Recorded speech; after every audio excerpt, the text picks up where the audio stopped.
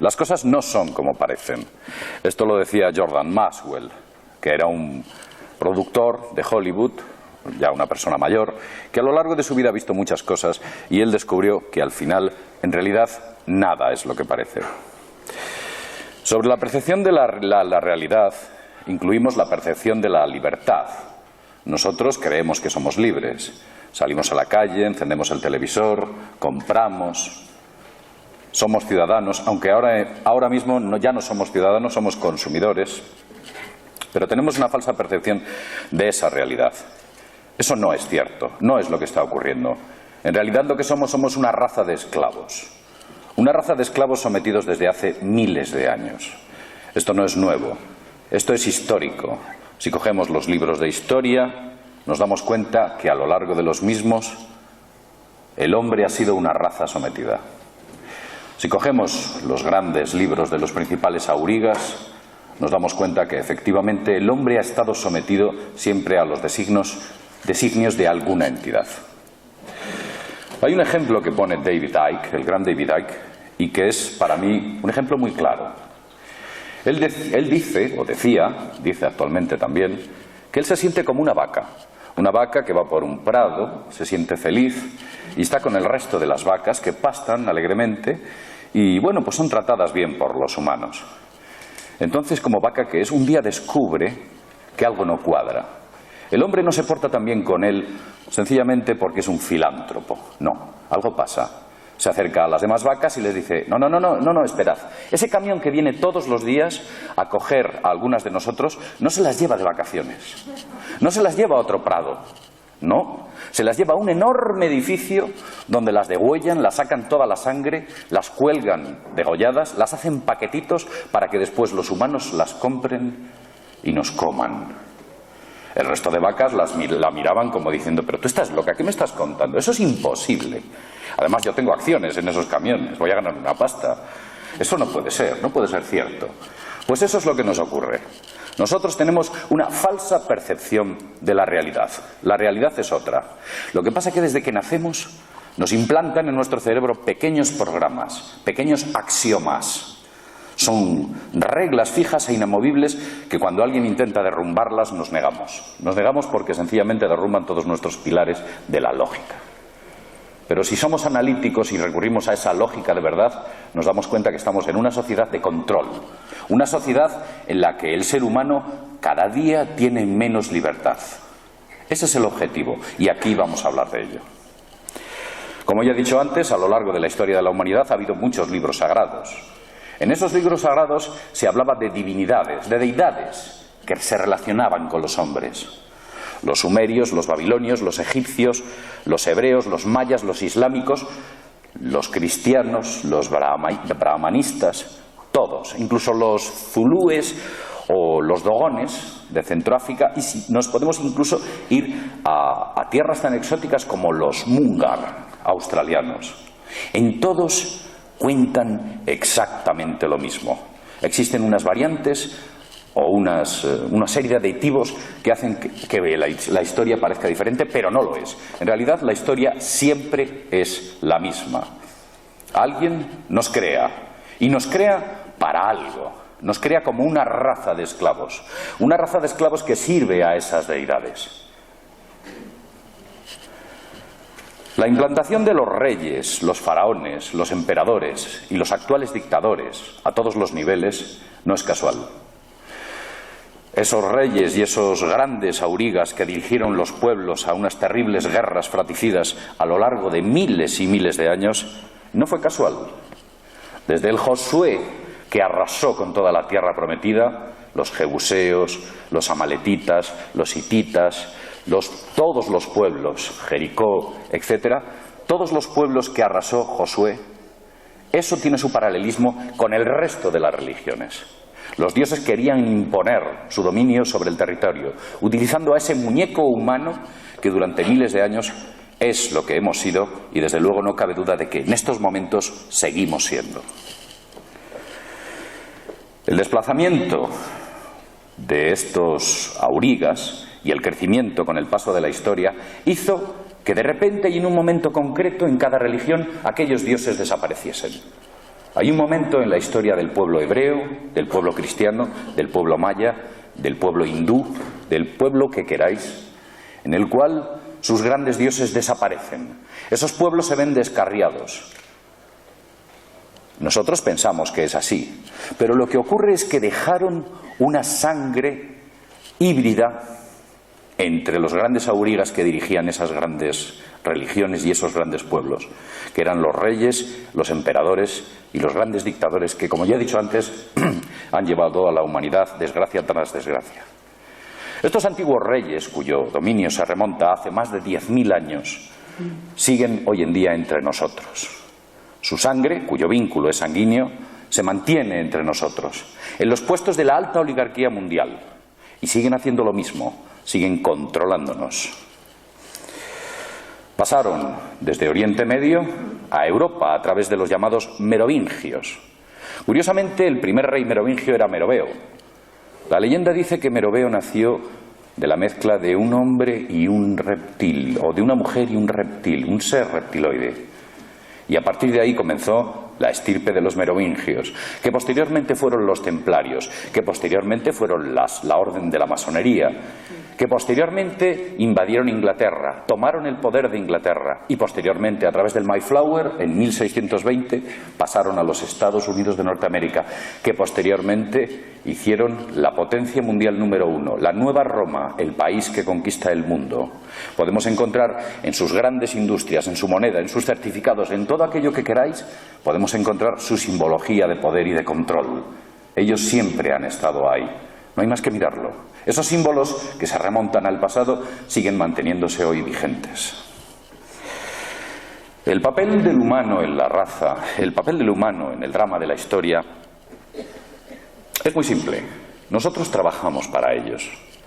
Nos levantamos todos los días, hacemos una rutina, una serie de trabajos adicionales de un tipo, de otro tipo, de otra naturaleza. Nos mantenemos esclavos. Nuestro modus vivendi diario, nuestra forma de vivir, aquello que nos proporciona la capacidad económica, el recurso económico que nos hace libres, porque recordemos que la libertad en Occidente es la libertad económica. Si usted tiene dinero, tendrá libertad. Y si no tiene dinero, no la tendrá.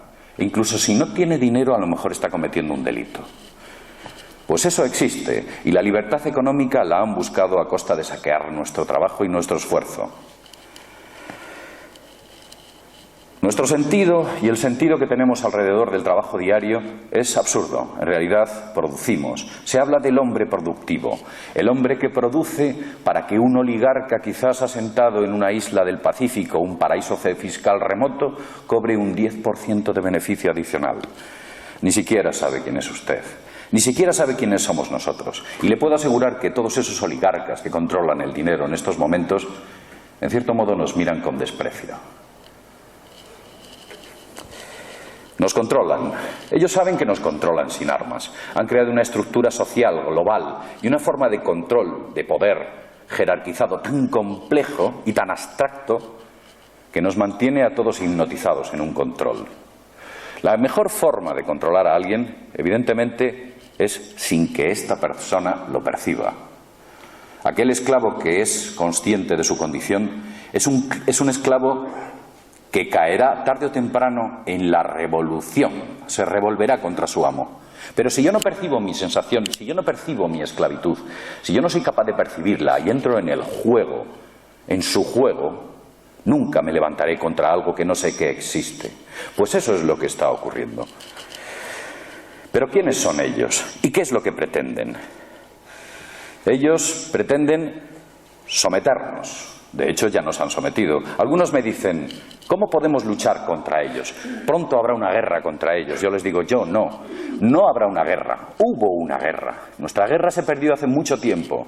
Nosotros somos el producto del resultado de perder esa guerra. Una guerra en la cual nunca tuvimos ni una sola oportunidad. Ellos buscan también el sufrimiento. Para ellos el sufrimiento es importante, muy importante, mantenernos en una cuota de sufrimiento constante, no dejarnos adquirir conocimiento, divinidad, liberación. El sufrimiento lo que hace es mantenernos deprimidos. Ellos piden de nosotros sacrificios, siempre lo han hecho, nos piden sacrificios, sacrificios que en realidad son beneficios para ellos. Nos piden dolor constantemente. Una religión cristiana, por ejemplo, como es la de una religión como la del cristianismo, evidentemente que estoy hablando de ella, es una religión basada y asentada en el dolor. Toda la iconografía cristiana es dolor. ¿Por qué? Porque los dioses eran conscientes de que nos tenían que tener sometidos dentro de los márgenes del dolor. Siempre, el sufrimiento, el dolor, la contrición. Pero ¿cómo han conseguido eso? Evidentemente, en el occidente actual lo han conseguido deprimiéndonos. Nos han deprimido. Nos hacen ambiciosos. Nos hacen competitivos. Competitivos entre nosotros mismos. En vez de mirar hacia otra dirección, miramos hacia el que tenemos al lado e intentamos ganar una carrera que jamás ganaremos. Y ellos desde arriba se ríen y disfrutan, porque desde luego nunca alcanzaremos sus metas, sus cuotas. Ellos llevan ahí toda la vida, llevan 10.000 años y quizás más. Y otra cosa muy importante que han conseguido en la actualidad, y gracias a los medios de comunicación y los juguetes que nos han dado, es eliminar la conexión de nuestro hemisferio derecho con el hemisferio izquierdo. Eso es muy importante. El hemisferio derecho es un hemisferio creativo, es un hemisferio imaginativo, es la parte femenina del ser humano, es la parte que crea. El hemisferio izquierdo es la parte que actúa, la parte masculina, la parte que no piensa, sencillamente realiza una función. Al desvincular una parte del cerebro con la otra, al darnos la información ya mascada, sin capacidad y sin posibilidad de ser analizada, nosotros nos volvemos borregos. En realidad nos volvemos más borregos, porque ya lo somos. Entre otras cosas, para deprimirnos, utilizan cánones de belleza, cánones de éxito. Esos cánones de éxito siempre relacionados con buenos coches, televisiones, casas. Ellos siempre juegan con nosotros, con los cánones. Nos crean una idea de lo que deberíamos ser. Una falsa idea. En realidad nos crea una idea de lo que debería ser el consumista adecuado. Hay un ejemplo. Hace poco se está dando, desde hace tiempo, se está dando una cantidad de dinero a la gente que tiene hijos. Eso es una forma de fomentar el consumismo. En vez de dar una ayuda social, se da dinero.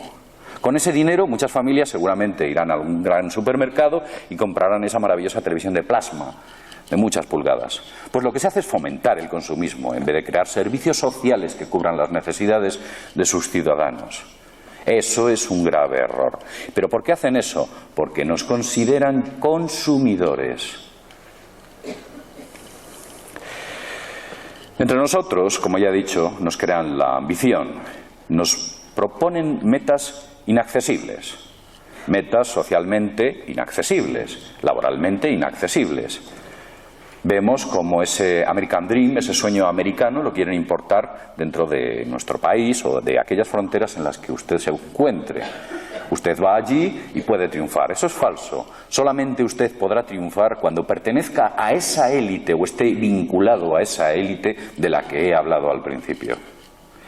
Yo sé muy bien que en otras charlas he dado datos muy claros, empíricos, unos datos milimétricos de esto ocurre por esto, y en esta ocasión quizás esta charla esté un poco más abierta a lo que podríamos denominar el pensamiento. Piense usted. Eso es lo que tiene que hacer. En realidad ellos también nos engañan constantemente. Para ellos la mentira es fundamental. Sus grandes pensadores, entre ellos Leo Strauss, uno de los creadores del neoconservadurismo, lo dice. Al pueblo hay que alimentarle con la mentira. Y son los sabios, esa élite oligárquica, los que tienen que alimentar a ese pueblo con la mentira. Ellos acallan las voces disidentes. Nuestra voz es una voz muy pequeña, somos una minoría. Pero como bien dice y reza uno de los dichos que he podido leer en el Congreso, que dice que la verdad, aunque esté en minoría, sigue siendo la verdad. Efectivamente, así siempre ha sido. Y en muchas ocasiones todas las verdades comienzan siendo minorías para convertirse en grandes mayorías y posteriormente ser desnaturalizadas. Nos engañan. ensalzan valores falsos, de lo que ellos siempre utilizan esta palabra. Ellos siempre dicen la democracia, los valores de la democracia. Siempre están con la democracia en la boca, como que fuera una especie de palabra santa. La democracia fue creada por los griegos hace unos 2700 años aproximadamente, quizás más. Estos hombres eran grandes pensadores porque tenían muchos esclavos y tenían mucho tiempo libre. Entonces estos pensadores, entre ellos Platón y Sócrates, uno discípulo del otro, decidieron escribir un libro, La República de Platón. En él hacen un análisis exhaustivo de todas las formas de gobierno. Dictadura, teocracia, plutocracia, y llegan a la democracia. Y lo que dijeron hace 2700 años de la democracia, Sócrates, en palabras de Platón, fue lo siguiente: la democracia tiene una tendencia acusada a convertirse en dictadura. Eso ya lo dijeron hace mucho tiempo, pero eso no se les olvida decirlo en los grandes medios de comunicación. Los cimientos democráticos son cimientos de barro, porque el final último de esa democracia es una dictadura encubierta, y eso es lo que está ocurriendo. Nos controlan. Hoy en día la capacidad tecnológica que tienen estos individuos es sencillamente alucinante. Tienen todos los medios, tienen a los mejores hombres, tienen todo el dinero. Y con todo eso lo que hacen es crear una tecnología de control sobre nosotros sencillamente alucinante. Si usted mañana empezase a despuntar dentro de una red social y se formase o se forjase como un elemento incómodo, inmediatamente esa tecnología sería puesta sobre usted, como le ocurrió a mucha gente. También nos crean leyes estúpidas, leyes absolutamente estúpidas, que nos recuerdan mucho a las leyes del Pentateuco, cosas extrañas que pedía Yahvé. Circuncisiones, cosas absolutamente ridículas. Pues hoy en día nos piden circuncisiones dentro de las leyes, nos crean leyes sin sentido. Evidentemente utilizan la demagogia. Ellos dicen, no, es por su seguridad. Es su seguridad, lo hacemos por su bien. No, por su bien, déjeme decidir a mí por mi bien. Pues ellos crean un cerco de leyes que reducen todavía más ese ancho de libertad que usted debería tener. Evidentemente, tienen el Estado apuntalado en caso de revolución con unas poderosas fuerzas de seguridad del Estado que cada año se acrecentan, que cada año son más perfeccionadas, mejores entrenadas y desde luego mejores equipadas. Ellos se apuntalan en caso de revuelta social, en caso de que nuestra sociedad, su sociedad, que somos nosotros, decidiésemos revolvernos contra nuestros amos.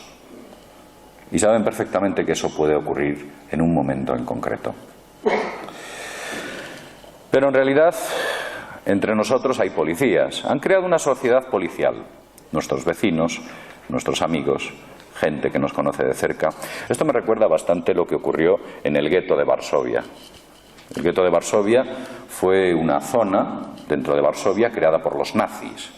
Una zona dentro de Varsovia donde metieron y hacinaron a 400.000 personas, 400.000 judíos. Los metieron allí a todos.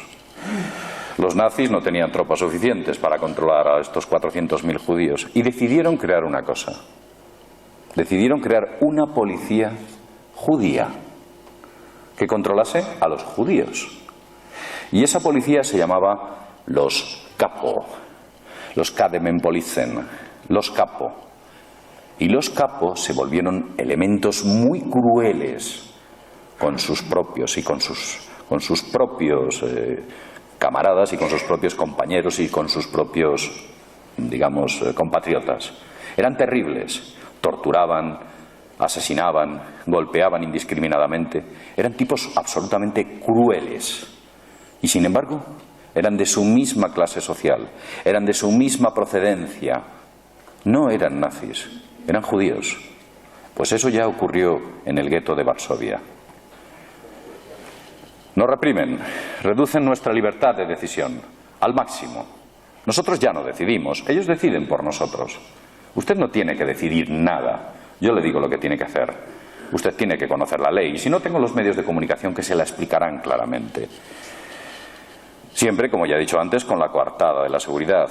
Unas leyes que saquean, unas leyes que nos saquean económicamente. Pero que usted no sabe por qué nos saquean económicamente. Lo he dicho antes, porque la libertad en Occidente es una libertad económica. Y si a usted le quitan poder adquisitivo, le están reduciendo su libertad. Y esto lo saben muy bien. Para ellos es muy importante, para su oligarquía, mantenerle con una capacidad económica pobre.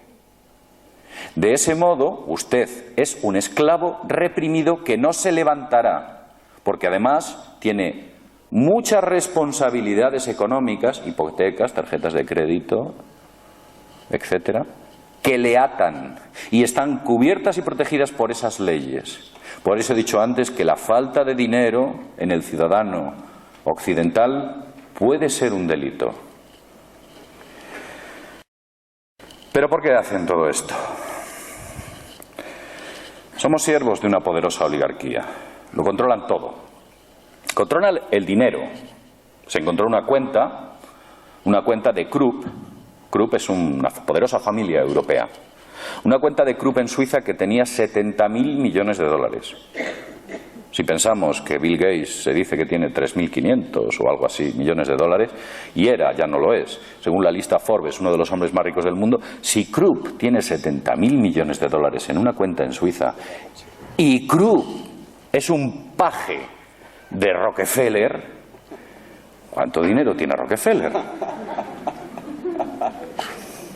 Se nos van los ceros. El director de la Moco, la Texaco, la Exxon, de la Standard, director del Citibank, el banco más poderoso del mundo, director del Chase Manhattan Bank. Este hombre se le acumula el trabajo, sobre todo el dinero. Lo tienen todo el dinero.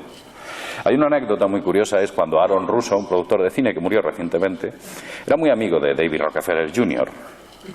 En un momento dado le dice Aaron Russo a David Rockefeller: bueno, tú lo tienes todo en la vida. No puedes, has alcanzado todas las metas. Has llegado a las últimas cimas. Está todo a tu disposición, puedes hacer lo que quieras. ¿Cuál es tu objetivo en la vida? La respuesta de Aaron Russo fue increíble. Él dijo que quería esclavizar al mundo e implantarnos chips y de ese modo controlarnos y acabarnos de esclavizar a todos. La implantación de los chips es una situación muy tenebrosa de la que incluso el propio David Icke habla en no pocas ocasiones, diciendo que ese es el punto de inflexión. En el momento que nos implanten esos chips, ahí habrá un antes y habrá un después. Como ya he dicho antes, el papel que juegan ellos dentro de nuestra sociedad es un papel que se remonta en la noche de los tiempos. Son semidioses. A lo largo de la historia, esos antiguos reyes se mezclaron con la monarquía, con la mercadería veneciana en el siglo XV, en el siglo XVI, a través de los Medici, pasaron a lo que fue la nobleza europea francesa y la nobleza europea alemana. Y a partir de ahí distribuyeron su sangre nuevamente con todo lo que era el poder oligárquico y el poder económico que existía en lo que era el antiguo mundo conocido. Hay una cosa muy curiosa. Las plantas se comen a los minerales. Los herbívoros se comen a las plantas. Los carnívoros se comen a los herbívoros. Y el hombre se come a los carnívoros. ¿Nunca nos hemos planteado quién se puede comer al hombre? Posiblemente alguien. Y creo que muchos de estos animales de los que he hablado antes no perciben que están siendo comidos por otros. Pues quizás eso nos ocurra a nosotros. No tenemos percepción. No es una comida literal. No es que nos coman. O quizás sí, no lo sé. Lo cierto es que trabajamos, vivimos, sufrimos y desde luego sangramos para ellos. El sufrimiento es la pauta habitual que piden de nuestro sacrificio histórico. Esos dioses que se remontan a una mitología remota, una mitología que tiene unas bases que van más allá de lo que podríamos denominar el gnosticismo, unas bases que van mucho más allá de lo que podríamos denominar una especie de idea de idealización de los eventos naturales. Esos dioses que realmente parece ser que existieron y de los cuales existen miles de tablillas, miles de escritos, incluso en todo tipo de soporte, desde paredes hasta tablillas de arcilla, hasta todo aquello que os podáis imaginar, incluso piedras. Esos dioses que están ahí, en no pocas ocasiones aparecían representados como reptiles. Pero no voy a hablar de reptiles en esta ocasión. La creación humana depende de un eslabón que nadie encuentra. Nosotros hemos pasado de ser monos a ser hombres en un momento de la historia que nadie enlaza. Los antropólogos, arqueólogos se vuelven locos intentando encontrar eso. Nadie lo encuentra. Hace poco ha habido alguien que ha planteado una teoría un tanto deslavazada de que si aquello, el otro, lo real es que no existe. Usted es como es y apareció de la noche a la mañana. En realidad lo que ocurrió es que fue fabricado. Las antiguas historias así lo relatan. Y no solo una vez, fuimos fabricados 2 veces. La primera salimos tan perfectos que decidieron acabar con nosotros. Estos tipos no nos interesan. En el momento que despierten y crezcan, se harán tan poderosos como nosotros. Esas son las palabras que los antiguos dioses sumerios dijeron con la primera creación y fulminaron todo rastro de vida en la tierra. Posteriormente crearon otra raza más estúpida, la que ahora mismo estoy viendo y que ustedes están viendo. Y esa es la que perdura, en la que estamos en este momento. Esta historia la puede usted encontrar en el Popol Vuh, la historia maya, o incluso en la creación, según el Corán. El Corán dice que Alá coció en barro al primer hombre y le salió muy oscuro, muy negro, y lo desechó. En este caso hubo 3 creaciones. Luego lo coció muy blanco y salió el hombre blanco, que tampoco le gustó. Y después lo coció en su justa medida y le salió morenito. Y ahí es donde ya encontró la perfección. Claro, todos tiran para casa, evidentemente. Pero al final nos damos cuenta que la creación humana, en resumidas cuentas, es una fotocopia una detrás de otra. ¿Qué podemos hacer para cambiar todo esto? Cada día que me levanto por la mañana, pienso que tiene que existir algo que podamos hacer nosotros para cambiar esto. Y pienso en ello. ¿Qué puedo hacer yo dentro de mi unidad para cambiar esta situación? Para despertar a mis iguales. ¿Qué puedo hacer yo para dejar de estar sometido? Para que exista un mundo igual. Quizás en un futuro lejano, 1000, 2000, tal vez 3000 años, alguien se levante y se encuentre con una sociedad justa, un hombre libre de la esclavitud económica a la que nos han impuesto. Quizás se levante y exista un hombre nuevo. Pero, ¿qué tengo que hacer yo? ¿Qué debo hacer yo para que eso ocurra? Yo les diría a todos ustedes que, en primer lugar, no he encontrado la fórmula adecuada, la fórmula perfecta. Sí que es cierto que me he levantado muchas mañanas pensando en ello, como he dicho antes, pero por mucho que pienso en ello, no consigo dar con la fórmula y sospecho que no daré con ella. Pero lo que he encontrado son ideas que puede que entre todos consigamos hacer cambiar algo. En primer lugar, les diría que es importante crear conciencia. Creen conciencia. Piensen cada vez que actúen en crear conciencia de lo que les estoy diciendo. Cada vez que los medios de comunicación intenten manipularle, descúbranlo, sean analíticos. Sepan que si a usted le están diciendo esto es por un interés que desde luego no es el suyo, es el de ellos. Mantenga una mente revolucionaria. No basta una mente reformista. El problema no se puede reformar 15 grados a la derecha, 10 grados a la izquierda, 5 grados al norte. No se puede revolucionar. El problema no se puede estancar. No puede ser usted conservador. Tiene que ser revolucionario. Cuando hablo de revolucionario no quiero decir que coja un Kalashnikov y se dedique a buscar la verdad a base de plomo. estamos utilizando y estamos hablando de otras cuestiones, mucho más inteligentes y que posiblemente tengan mucho más resultado. Decía Shakespeare que la pluma siempre vence a la espada, y es cierto. Utilice su cabeza y posiblemente obtenga más resultados que esos revolucionarios que, no sé si con mucho o poco acierto, intentan cambiar parte de esa sociedad en la que están inmersos. Yo le pediría que sería más analítico, se lo he dicho antes, insisto, sea más analítico, analice, no se quede en analizar a su vecino cuando hace una cosa, no se quede en analizar a su jefe, no sea analítico con su esposa, con sus hijos, sea analítico con ellos.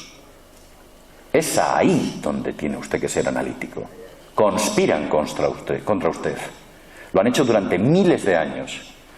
Los reyes caen por las conspiraciones. Los presidentes son asesinados por las conspiraciones. Las guerras se producen por las conspiraciones. La historia está forjada por las conspiraciones. Y luego nos llaman conspiracionistas. Nos deberían llamar historiadores. Otra parte importante es que usted debe ser más espiritual. Es muy importante. Debemos alcanzar un alto grado de espiritualidad. La espiritualidad humana nos eleva por encima de los animales. Parece que el ser humano está embrutecido. Como decía Unamuno, es el cojonudismo. Ese cojonudismo que parece que nos hace a todos gritar cuando juega una selección, un grupo de multimillonarios que posiblemente si les pagasen menos no ganarían tantos partidos, y aun pagándoles lo que les pagan todavía los pierden. Yo creo que deberían cobrar más todavía. Pues sea más espiritual, eso es importante. Y otra cosa importante dentro de esa espiritualidad y fuera de ella, no actúe como misionero. No intente convencer a la gente. No vaya por ahí diciéndole a la gente y contándole a la gente constantemente este tipo de cosas y este tipo de cuestiones. Hay mucha gente que no le quiere escuchar, por muchos motivos. Cuando usted tiene que hablar, es cuando alguien le pregunta. Nunca dé un paso hacia él si él no lo ha dado antes hacia usted. Eso es muy importante. Aquel que quiera saber, que se acerque y pregunte. También evite ser igual al resto del mundo. Es vulgar, todo el mundo es igual. Aquel que se sale, parece que nos miran y ya estás, te pones colorado. No.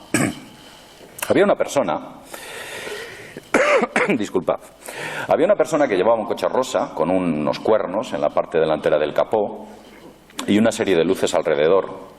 Y tenía una pegatina detrás, puesta detrás en el vehículo, y ponía lo siguiente: tú te ríes de mí porque soy distinto, pero yo me río de ti porque eres más de lo mismo, porque eres igual que todos. Pues esto es lo mismo, sea individual, desarrolle su individualismo, no sea otra oveja, otra vaca, no entre dentro de este rebaño y obedezca fielmente todos esos dictámenes que cada mañana nos imponen, esos axiomas que nos han metido desde pequeño.